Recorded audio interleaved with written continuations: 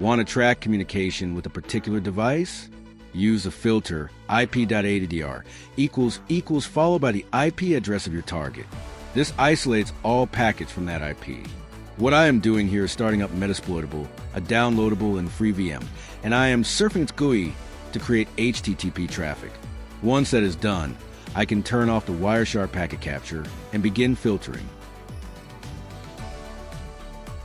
As you can see, I am using the filter with a specific IP address of the Metasploitable VM, so I can only look at that specific traffic. Next is tcp.port equals a port number.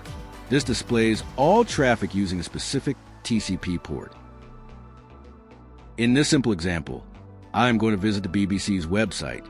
So as all good sites are going to be secure, this will generate secure traffic or HTTPS or TLS. Typing the filter tcp.port equals 443.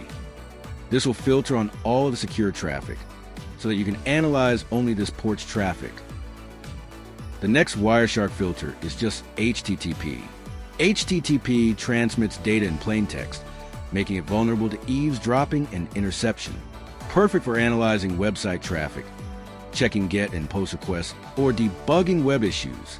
In this example, I am visiting testphp.vulnweb.com, which is a known and secure website, using only HTTP. So, for the filter part, just type in HTTP and you will analyze only HTTP packets, shown in green. Fourth is the filter DNS. This filters only on DNS queries and responses, a great way to prove there's an issue with a DNS server if people cannot reach websites. In Wireshark, you can see every DNS request and response in real time. Here, I am surfing a few websites. I visit the BBC website and my own personal website to generate traffic. Flicking over to Wireshark, you can see thousands of packets generated. So now in the filter bar, type DNS, and it filters beautifully, and you can see all the websites visited, and the DNS is working just fine at this time. Fifth is ARP. This filter is perfect for showing the mapping of MAC addresses to IP addressing. It is essential for devices to communicate within a local network. ARP achieves this. So filtering within Wireshark is essential to see all devices on the local segment of your subnet or VLAN.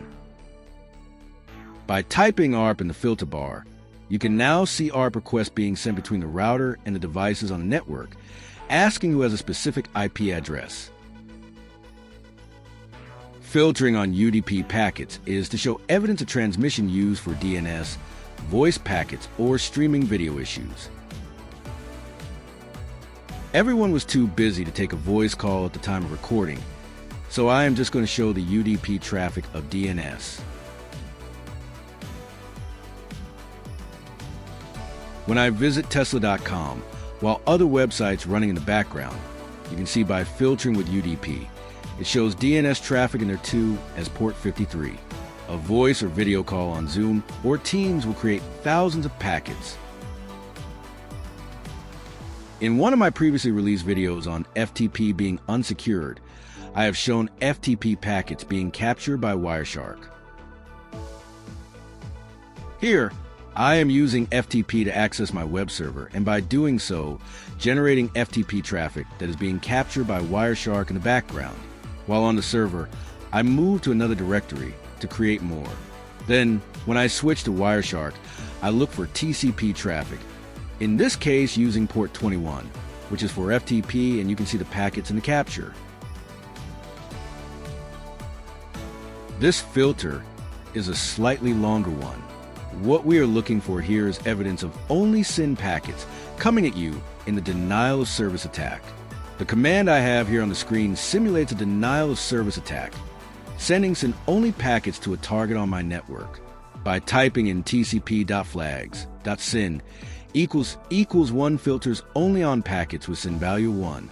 Basically packets used in denial of service attacks called SYN flooding. This is a very useful filter, and many cyber and network specialists use this. The ninth filter is just TLS. This is useful when troubleshooting security issues while surfing websites. A website could be unreachable or there could be certificate problems. In this example, I visit two websites, bbc.co.uk and tesla.com. Now, we know both of these sites are likely to be very secure. By filtering on TLS in the filter, it only shows secure traffic, version 3 to be precise, so we can rest assured this is safe communication over the internet. Last but by no means least is the frame contains filter. This is more for hunting specific keywords, strings, or passwords. In this simple example, we are visiting the Tesla website again, but perhaps in a long packet capture session, it may capture millions of packets. That data will be impossible to go through. Even using a standard filter, the frame contains syntax allows you to be more granular and find what you want. By putting in Tesla, I have reduced the capture from 1,400 packets to just 10. Praise the Lord. We hope you got a lot out of today's video at the G-Man channel. Watch our next video or just watch one of our playlists. Whatever you do, like, share, and subscribe. See you again real soon.